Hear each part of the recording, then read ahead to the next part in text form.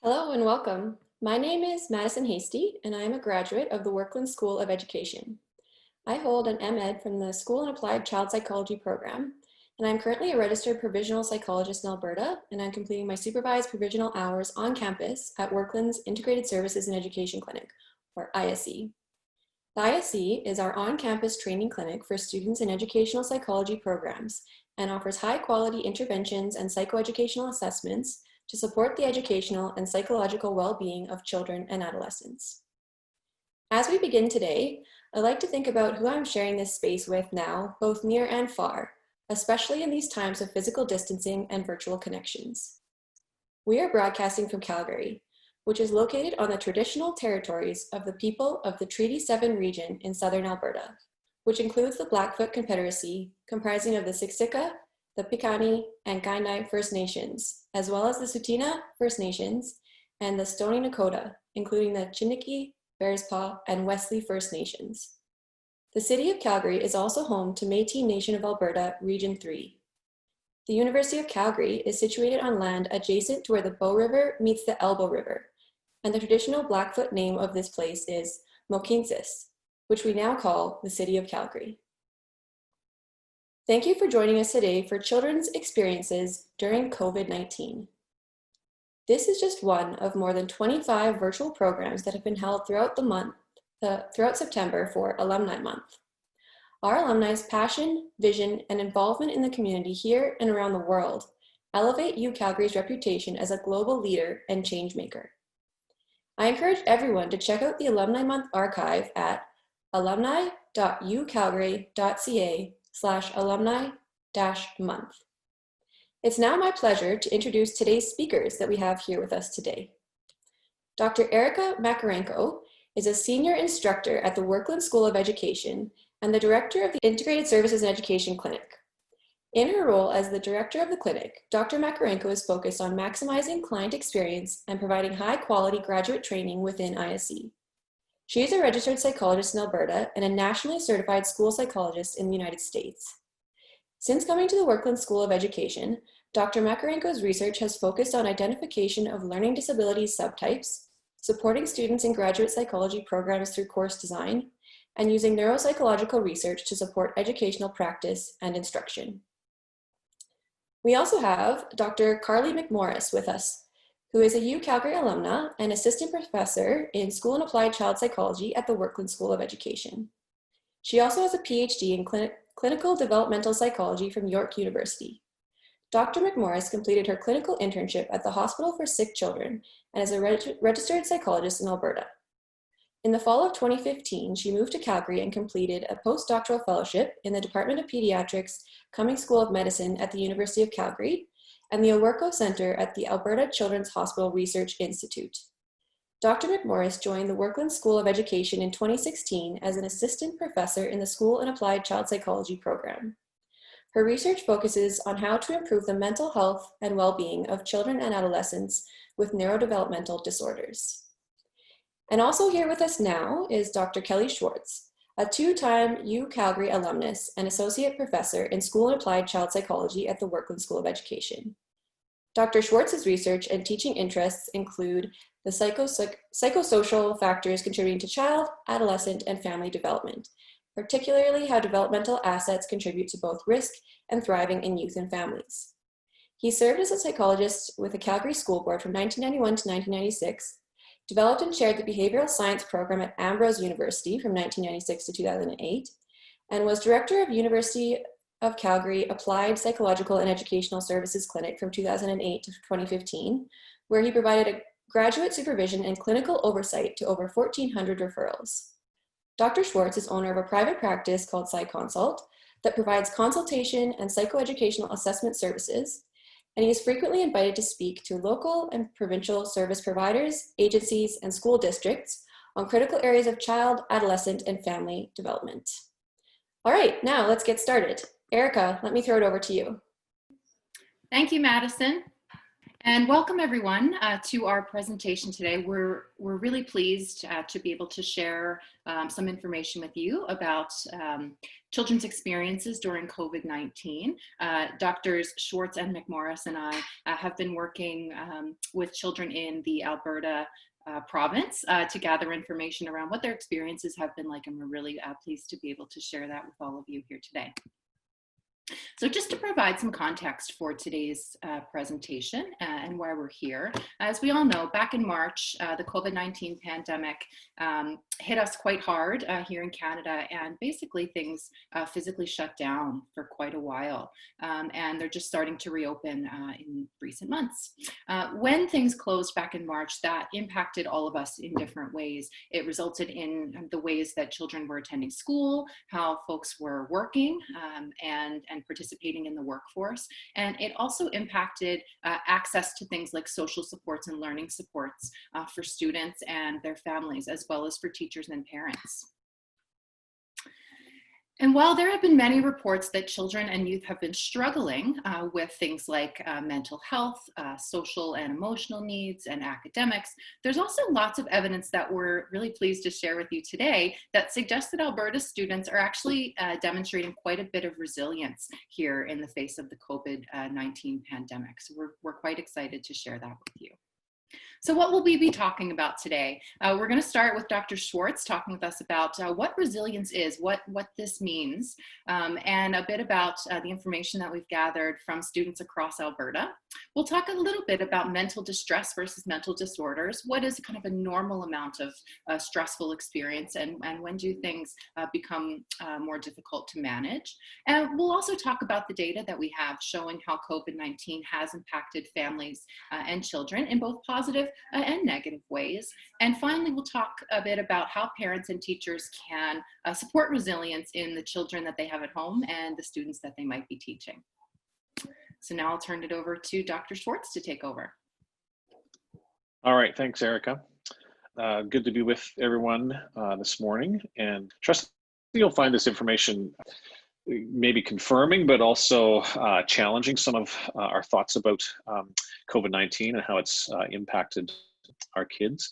As you heard in the introduction, my research is often based on and uses a strength-based approach. So as much as I'm interested in finding out about how kids are doing and how COVID-19 might be affecting them negatively, we're also very interested in what the resources are that they can use to cope, adapt with all the change that's happening during COVID-19.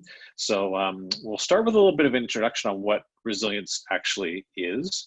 And so interestingly enough, and I like to give this this little preamble because if anything, I feel like resilience is a term that's used so much these days, and especially in our educational settings and when talking about children and youth. Curiously enough, the term resilience was first used to describe properties of wood or timber, and describing how this material could actually accommodate any sort of sudden changes in weight and pressure without actually breaking. Jump ahead to when resilience was borrowed by ecologists and engineers to talk about how ecosystems could absorb change. And then in the engineering field, how we wanted to see how materials could actually return to a steady state following perturbation, which is a big word for saying something changed and the load shifted, and we needed to know how that would hold up under that. It wasn't until the 70s that we started to kind of, again, translate and borrow this term resilience to talk about stress resistance in childhood.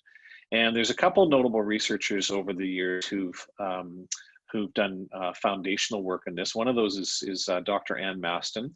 And I use her definition of resilience for discussion purposes today, which is, again, very simply, the capacity of a system to adapt successfully to any disturbances that threaten the viability, function, or the development of that system. So when we're thinking about resilience, we are talking about how essentially we adapt to change and whether or not we're able to adapt to that change in healthy ways. I turned to some work recently too by a Canadian colleague of ours, Dr. Michael Unger at Dalhousie University, who talks about resilience in a couple of ways as well. So I like Unger's definition as well, because he introduces a couple new terms that I think when we're talking about the research that we just conducted here in Alberta with some students. He uses the words navigation and negotiation. So in the context of exposure to significant adversity, he talks about individuals' capacity to navigate their way to all sorts of resources to sustain their well-being, but then also the ability to negotiate for these resources to be provided. And again, this really highlights how this is a dynamic process. This is not something that happens once or something that happens only during crisis, but in fact, individuals that experience adversity over longer periods of time, they do this kind of dance between navigating and negotiating how they're going to find resources to help them. And it involves both risk and protective factors. And it's not just about the individual. This is so much about the context. And again, when we're going to talk about students' return to school, that school context is so important as we think about one of the resources that they can navigate to. So let's get into what the study was that we're going to talk about today. I pulled some clips off of some very recent news headlines, and I think we can all agree that we have a certain level of concern about how our kids were affected by COVID throughout the past 5 or 6 months. But then we're also very curious about, as their schooling stopped in March, what it was going to be like for them to return and re-enter school here in the fall. And so this led to conversation that we were able to have with some school districts here in Alberta, and I want to share with you some of the very preliminary results from this study. So let me set up this study for you and let you know what our questions were and what this study is all about. So we've called this the COVID-19 Student Wellbeing and Resiliency During School Reentry Study. And the purpose was that we wanted to know what students in our 4 metro school districts or divisions here in Alberta, Calgary Catholic and Calgary Public, and Edmonton Catholic and Edmonton Public, what their students are feeling about COVID-19, and then get a sense of what their present state of mental health and resiliency is as they return to school. So essentially we had a single research question. What are the self-reported mental health needs and resiliency indicators of students returning to school amidst COVID-19? So again, you'll see the nice balance there between, we're looking at what students are saying kind of are the negative effects of COVID-19 and the disruption that this has had to their schooling. And then also, what are they drawing from in terms of social, emotional, relational areas to help them cope with this? So let's show a couple of preliminary results from this study. Our goal is to get about 3,000 youth from ages 12 to 18 from these 4 school divisions. And our questionnaire essentially is addressing 3 areas. So we want to know what teens are thinking about the family and personal physical health and concerns that they've had about COVID. It's important for us to know what they're thinking. Some other studies have come out recently asking parents, but this is one of the first studies that's actually asking youth about their perspectives on COVID-19 and how it's impacted them. We are using the Behavior Intervention Monitoring Assessment System to screen some behavioral conduct, cognitive attention, and other social and academic areas. So this is where we're looking at how has this impacted them negatively in terms of how they think about their mental health and well-being. But it's also measuring some adaptive areas as well. And it's going to be a nice balance on showing us, again, both kind of the risks and the strengths that have come about during this time.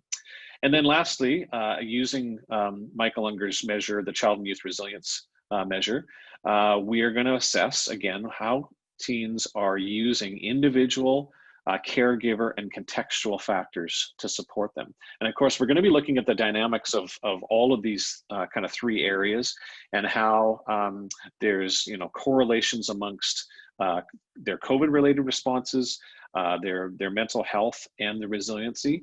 And we're going to have a very nice sample size to be able to do a lot of different statistical analyses to help us answer these questions.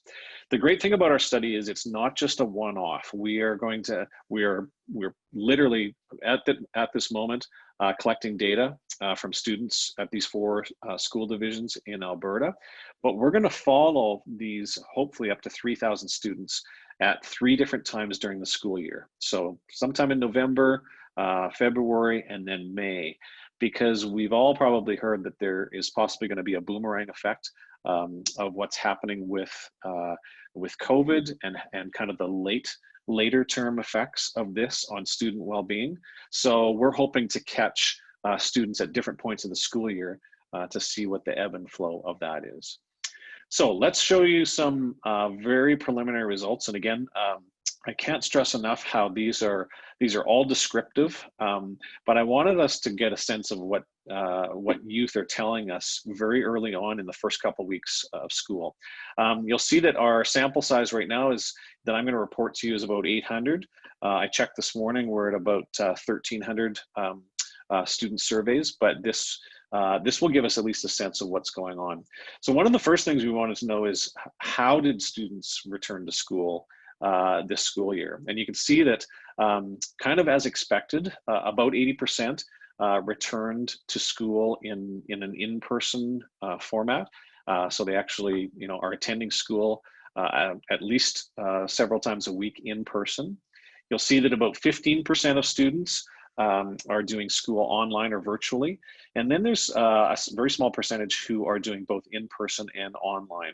So this is again going to be a very nice little demographic for us to use to understand the differences in kids' mental health, their resiliency, their responses to COVID, based on what form of reentry that they chose this fall to return to school. So let's get into a couple of, and I'm just cherry picking out some results here. I'm going to show you 2 slides each from how students are responding to COVID-19, a couple of things on their mental health, and then 2 things on resiliency. So this is an interesting slide because we wanted to know just how concerned are you about the impacts of COVID-19 concerning their own health. And you can see that, almost half of the students, 45%, are showing reasonable levels of concern. Very few of them are not concerned at all. And some are very and extremely concerned. So you can see that, yeah, about 40% of students as well are having significant, thoughts about how COVID is impacting their own personal lives. So again, going to be very interesting to see how each of these breakdowns in terms of their concern match up with their mental health and their resiliency. The next slide shows, I just wanted to show a different slide that says, instead of asking about COVID and health related, what about the concern about family confinement and stress? And again, we're seeing here that only about 17% of students to date in our survey have no concerns at all about kind of family confinement and stress.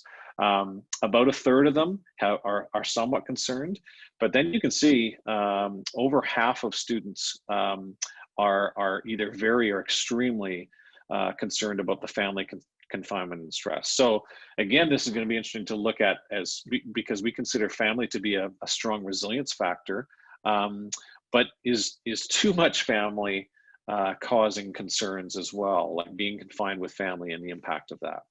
The next 2 slides I want to show you are just real quick, again, frequency scales on their behavior. So we asked students about their behavior in the past week.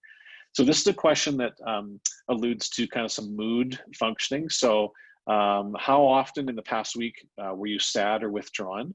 And you can see that never or rarely, about exactly 50% of kids are saying, no, I wasn't very concerned about this at all, or it only happened a couple times. But you can see that for the remaining 50%, that yeah, 3 or more times during the week did they experience being sad or withdrawn. Again, we're not using this solely as an indicator of any sort of mood disorder. This is just trying to get a picture of how are kids thinking about their behaviors, and again, we'll look at how that impacts them. The next slide looks at, rather than mood, looks at kind of their level of worry. And so we wanted to know, again, what's going on in terms of how anxious they're feeling or how worried they are. And again, you can see about 35% are never or rarely have any thoughts about being anxious or worrying. But now we see a little bit higher numbers, about 65% or 2/3 of our sample, saying that yeah, sometimes or often or very often are they feeling anxious or worried. Now again, we don't know that this is all based on COVID-related reactions, but this is catching them at a really kind of disruptive time in their lives when they're dealing with COVID and returning to school and all the uncertainties. The last two slides I want to show you are the resilience, just a couple of things about resilience. As I said, family is such an important piece in helping kids cope and adjust and adapt. And you can see that overwhelmingly 75% are quite a bit or a lot felt like their family was standing by them during a difficult time. Again, we didn't specify that it was necessarily COVID, but this is really good to see that 3/4 of youth are saying, yeah, family was with me and helps me through these difficult times. The last slide here shows, probably the biggest group that we know are so important in terms of support is friendships. And that was one of the big things we were concerned about when schools closed, was that kids were going to lose their face-to-face contact with their friends and their peers. And again, we can see that that 2/3 of kids felt very supported by their friends, but undoubtedly a little bit less than family, because they just didn't have that face-to-face contact and were relegated to doing the online connecting with their friends. So what does this all mean? I just got a concluding slide here that here's where we do some looking into the future. Like what might or could happen as kids are returning to school and as we again move through the pandemic over the next weeks and months. And I won't break this down into too much detail, but you can see that in some cases, we hope that there's a return to quote unquote normal function or healthy functioning. We know that in some kids, you can see on that top line, this could actually be a time of growth for them, that this major stressor they've had in their lives could actually lead to growth and development. But we also know, as the two bottom lines show, that there could be immediate breakdown as a result of this, or again, what we're looking for in the future is to see if there's any kind of delayed effects of this on kids' mental health and potentially threatening their resilience. So we're really excited about this. We're collecting data as we speak. We're hoping that this impacts, how schools are responding. And I just end with, again, a figure from Michael Unger's work to show that back to resilience, that this is truly a system that has multiple factors that impact on it. And our study is going to hopefully draw on and highlight some of the areas that kids are using to help support their resilience during this very difficult time. So thanks for the chance to present just the earliest parts of our study with you. And you can be sure to check back with us in the coming weeks and months, and we'll have more data to share. So thanks. Great. Thanks, Dr. Schwartz. My sort of next slides are all around how COVID-19 has impacted children and youth with neurodevelopmental disorders and their mental health in particular. And I just want to preface that the next slides, I will be using both identity first language. So for example, autistic child, as well as person first language, such as a child with autism, to reflect both preferences for language. So I just wanted to preface my talk with that. So looking at how COVID-19 has really impacted children with complex needs, such as those with neurodevelopmental disabilities, we know that COVID-19 has brought on unique challenges for everyone. And as Dr. Schwartz already highlighted, there are some challenges we see in children without neurodevelopmental disabilities. But what we do know is that COVID-19 might have been particularly stressful for individuals with neurodevelopmental disorders, such as those with autism, as well as their families. So the consequences of sort of those social distancing measures that were put in place to really decrease transmission of COVID-19 may be disproportionately affecting children with autism and their families.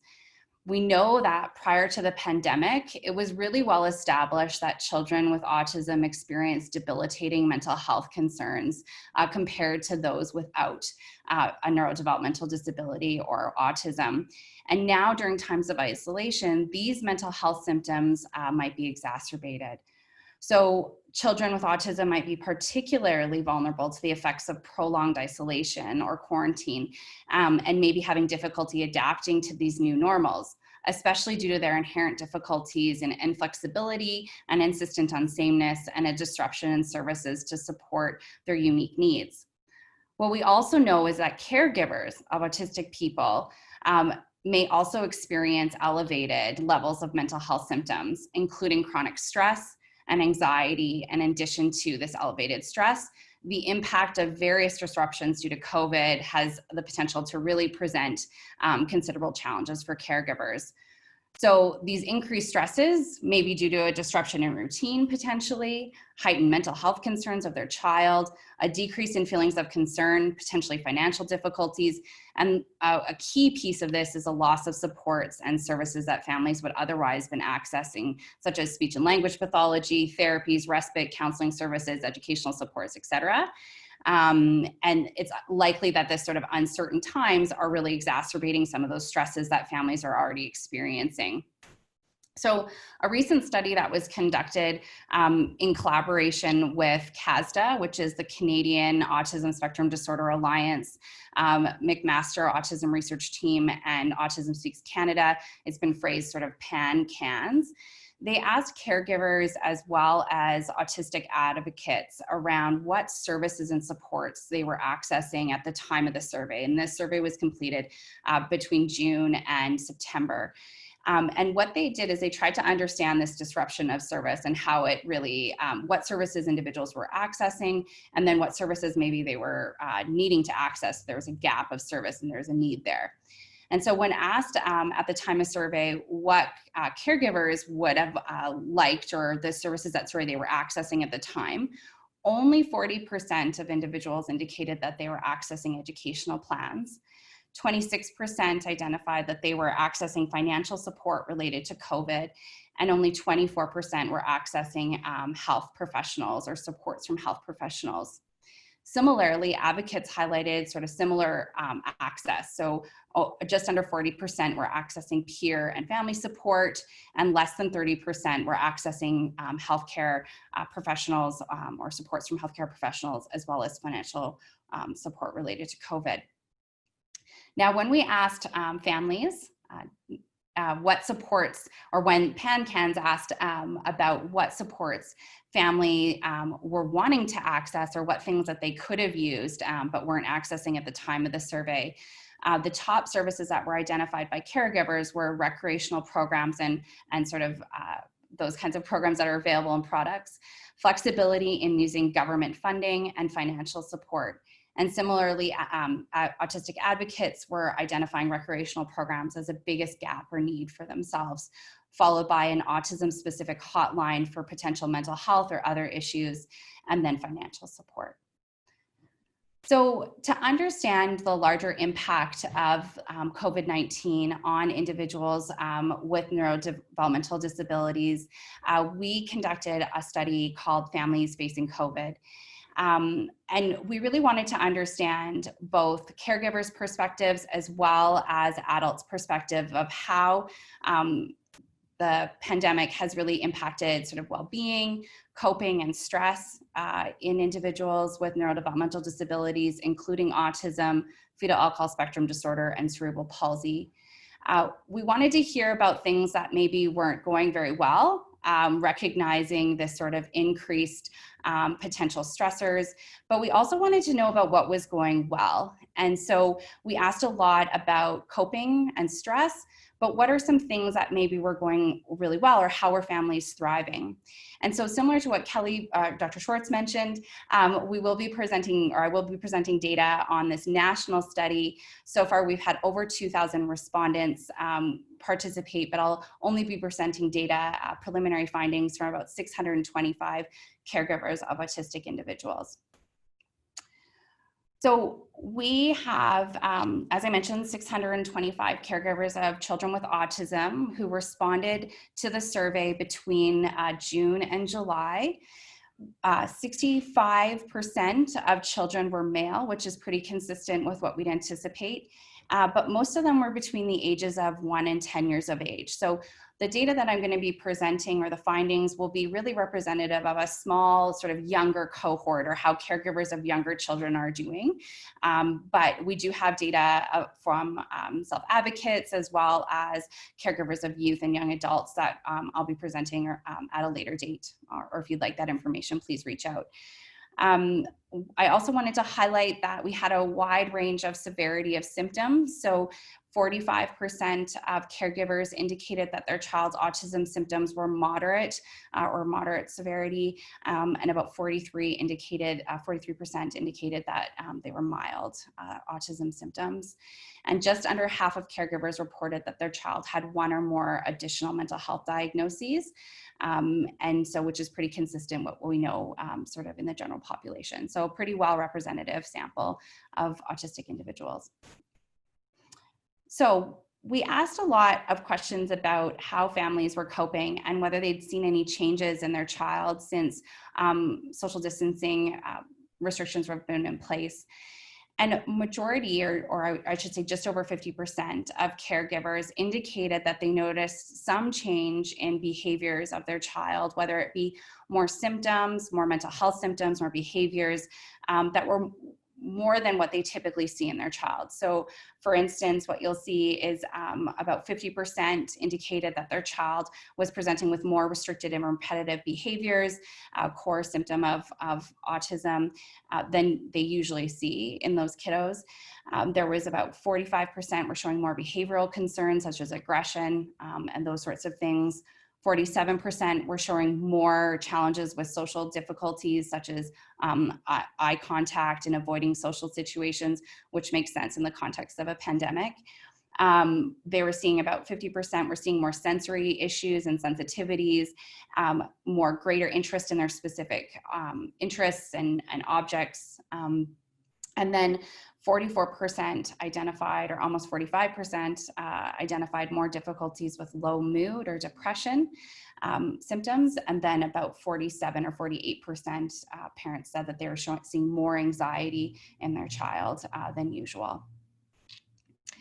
Next, we asked families or caregivers what exactly they were most concerned about in their children. And an overwhelming amount of sort of concerns were identified. So 51% indicated school readiness. Reconnecting with or making new friends was a huge concern for families, especially going back to school.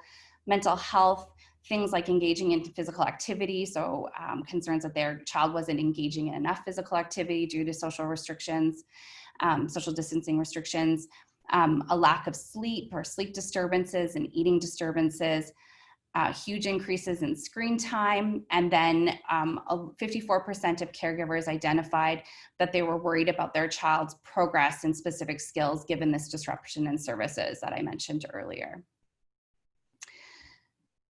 When we asked families, and what I've presented a lot is sort of the things that maybe our kiddos are struggling with. But what I also want to highlight is that some or most of our families are also thriving. So there's sort of this mixed emotions around the pandemic. So while they're seeing these concerns in in some areas, some families are actually saying that they're thriving, or there's things that are going really well for them. So these are direct quotes from some of our participants, and for the purposes of time, I'll only read out a few. But when we asked families to describe the positive outcomes or things that were going well or things that they've experienced because of the pandemic, these are the things we heard. So one family or one caregiver said, "I enjoy more time with my children. I used to work 6 a.m. to 6 p.m., but now I spend breakfast, lunch, and dinner at home. I'm also spending more time with my husband, enjoying time together and with our boys." Another parent said, through learning from home, I've come to understand my kids' needs much better and feel more prepared to support them when they return to school. And another parent said, the sudden and prolonged change in my child's routine, primarily no school from March to the end of the school year, provided us with the opportunity to see how that change in routine impacted her positively. And so kids are learning new skills, potentially being faced with these new challenges. And so lots of positive things have been coming from the pandemic as well. When we ask specifically what are areas that families are experiencing or things that are going really well, I wanted to highlight that some of the things that they identified were that they're learning new skills. So a lot of our caregivers are learning something new, like a new language or a new hobby. Others families identified that they're getting a new perspective or feelings of gratefulness, which I thought was a really great way to be thinking about and highlighted in our comments from our families. And most importantly, about 40% of our families said that what was going well during COVID was that they're closer to their families. So a silver lining from the COVID-19 pandemic. In terms of supporting children with neurodevelopmental disabilities, a few sort of resources, and happy to sort of share more. And I think we have some slides at the end to really highlight some resources that are available. But as a family, some suggestions as ways to sort of support kids through this difficult or uncertain and stressful time is that you can create a daily or weekly schedule. Our kids, especially with autism, really appreciate structure.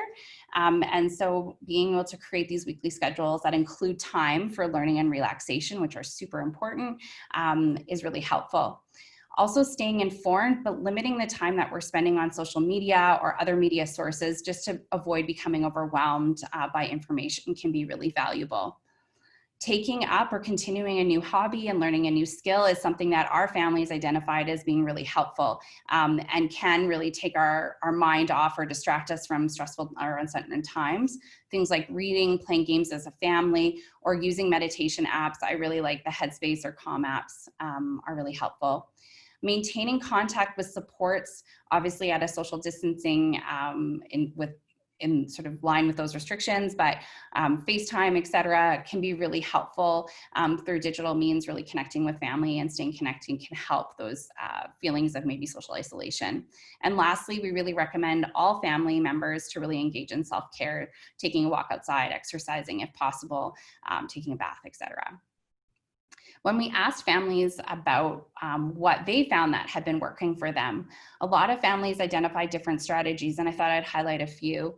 So one is trying to schedule physical activity and skill building activities throughout the day, making do with spending more time just as a family.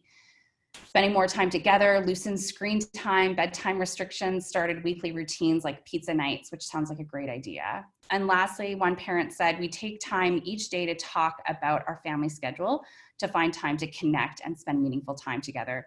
We try to get enough sleep, eat healthy, get outside to bike, etc. We also have worked with our child's speech pathologist or therapist, psychologist, pediatrician, and teacher to navigate best approaches and practices to regulation during this time. So what I want to highlight throughout this sort of presentation is really some children with autism or neurodevelopmental disabilities are struggling, and as are their caregivers, and that is absolutely understanding. But some are thriving, and there's definitely ways in which some families are feeling more connected. This study is ongoing. We are over 2,000 people who have participated in this national study, and we are just participating in our second wave, where we'll be asking families about back to school and how that's been going for our kids. The three of us, so Dr. Schwartz, Dr. Makarenko, and myself, recently wrote a small sort of piece in a recent magazine or article about how COVID-19 school closures had really impacted kids with exceptional needs.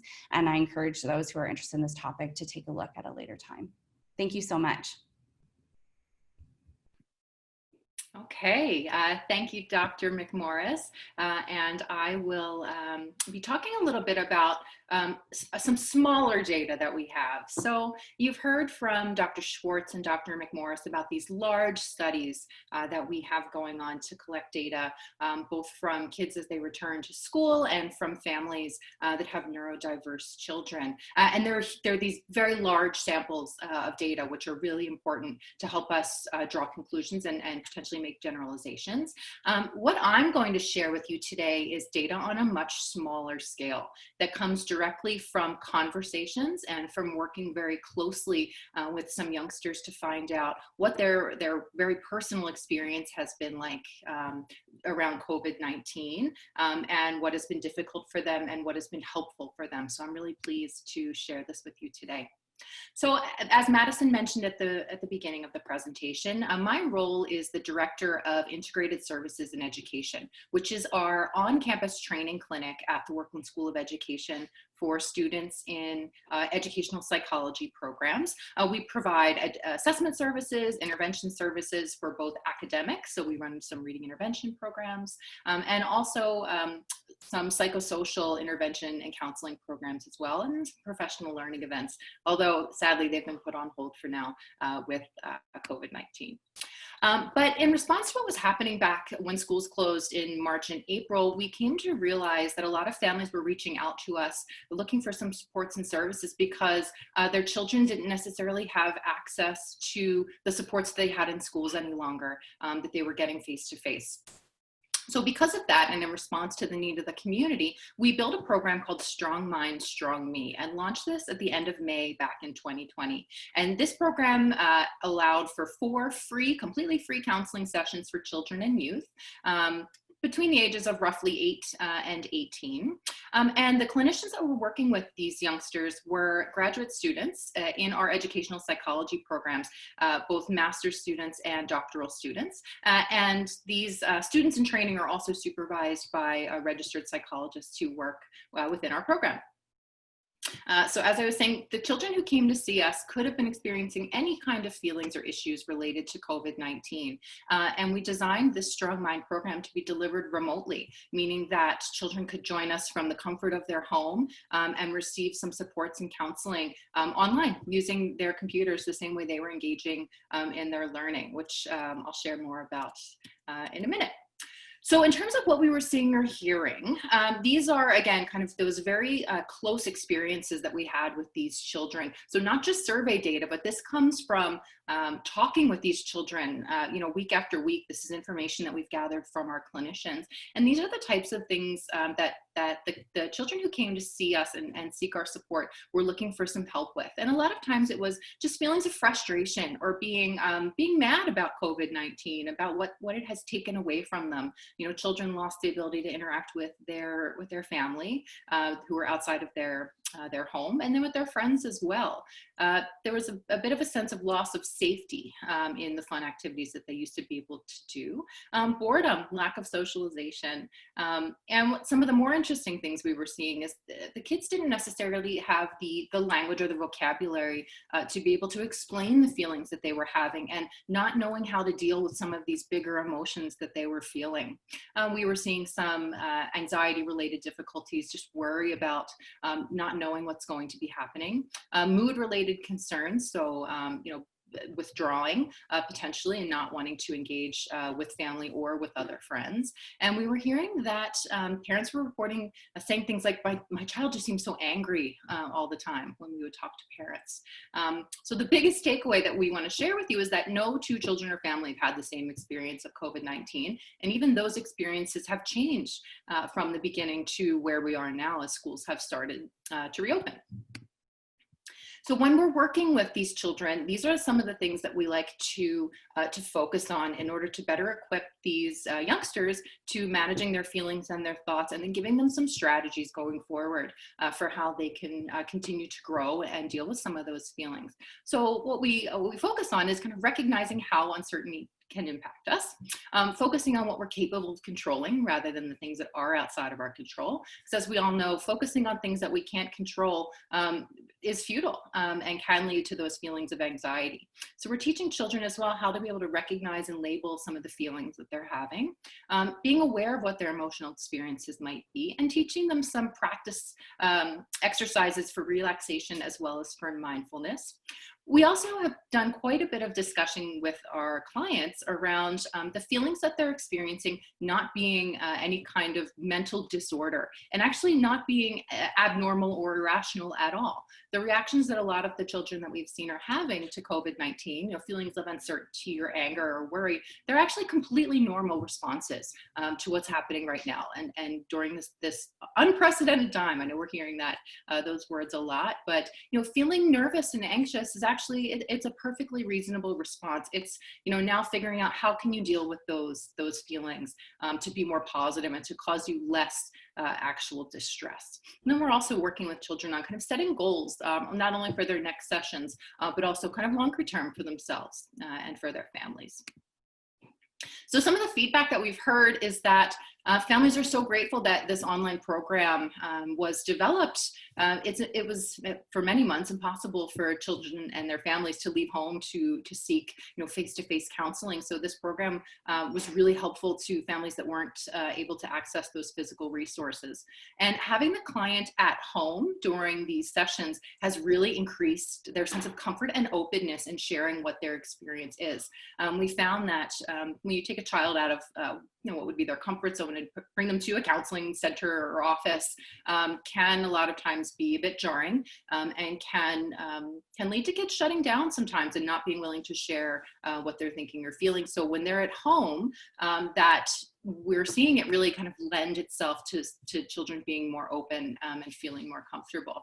Families are saying not having to travel and pay for parking to receive the service as well is another thing that's been quite beneficial for them. And we developed this as a way to service the community, but also it's serving a double purpose and also providing additional training opportunities for our graduate students to be able to work with children under supervision and practice some of these counseling skills so that they'll be better able to serve the community later on when they're registered psychologists. As well as flexibility in online meetings. We all know things happen during the day where you might need to change a meeting or an appointment time. And when things are offered online, we found there's quite a bit more flexibility into when things, if situations come up, we can change appointments, which has been really great as well. And when I mentioned that the free program we're offering is for 4 free counseling sessions, we are also offering additional sessions beyond that for a reduced fee for families. And every family that has come to us has done their 4 free sessions and has continued on beyond that because they have found the program to be really helpful for their child and for the overall functioning of their family. So I think that's a great indicator of success for this program.